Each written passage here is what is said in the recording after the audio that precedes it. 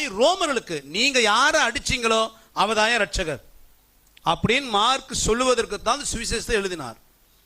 அப்படி எழுதும் பொழுது ஏன் இந்த மார்க் மற்ற சுவிசேஷத்துல சிரேன ஊரான சீமோன் சொல்லப்படும் பொழுது இந்த மார்க் மட்டும் அலெக்சாந்தர் ரூப்புக்கு தகப்பன் சொன்னார்னா, இந்த அலெக்சாந்தரும் ரூப்பும் அதாவது சீமோனுடைய பிள்ளைங்க 2 பேரு, இவங்க 2 பேரும் ரோம அரசாங்கத்துக்கு அதிக பிரபலமானவர்கள்.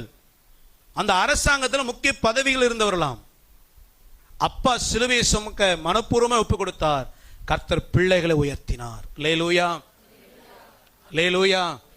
நாம மனப்பூர்வமாய் கர்த்தருடைய காரியத்தில் உண்மையாய் நடந்தால் நம்ம பிள்ளைகளை கர்த்தர் ஆசீர்வதிப்பார். நிறைய நேரங்களில் நம்மள்ட்ட உண்மை இல்லாதனால, நம்ம ஊழியத்தை மனப்பூர்வமாக செய்யாதனால, நம்ம கொடுக்கப்பட்ட வேலையில் மனப்பூர்வம் இல்லாதனால, நம்ம குடும்ப பொறுப்பில் கர்த்தர் நமக்கு நியமித்ததை மனப்பூர்வமாக செய்யாதனால தான் நம்ம கண்ணுக்கு முன்பதாகவே நம்முடைய குடும்பமாக இருக்கட்டும், நம்முடைய சந்ததியாக இருக்கட்டும், அநேக நேரங்களை தடுமாறுகிறதை நாம் பார்க்கிறோம். சிரேன ஒரு சீமோன் இவன் தான் சிலுவை சுமந்தான், பிள்ளைங்க வரல. என்ன நடந்திருக்கும்?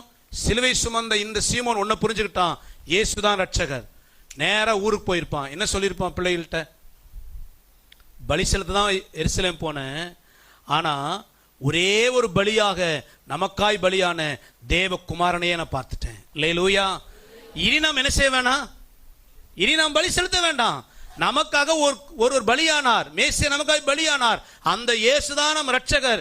அவன் குடும்பத்துக்கு சத்தியம் அறிவிச்சான், குடும்பம் மனம் திரும்பிச்சு, குடும்பமாய் கர்த்தர் ஆராதித்தார்கள். இந்த குடும்பத்தின் மூலம் அந்த சிரேனே ஊர், புறஜாதிகளின் பட்டணம் கர்த்தரை அறிந்து கொண்டார்கள். சிரேனே ஊரிலிருந்து அநேக கர்த்தரை ஊழியத்தை செய்யும்படி வந்தார்கள். அல்லேலூயா. அதுக்கு உதாரணம் தான் அப்போஸ்தலர் 13ஆம் அதிகாரம். அப்ப நம்ம பொறுப்புல உண்மையா இருந்தா நம்ம வேலை செய்ற இடத்துல ஒரு மாற்றம் வரும்.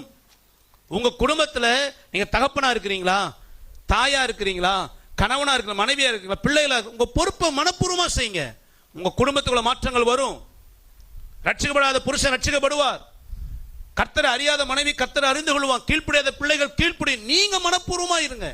உங்களுக்கு கர்த்தர் என்ன கொடுத்திருக்கிறார்? உங்க வேலையில, குடும்ப பொறுப்பில, ஊழியத்துல மனப்பூர்வமாய் நடங்க.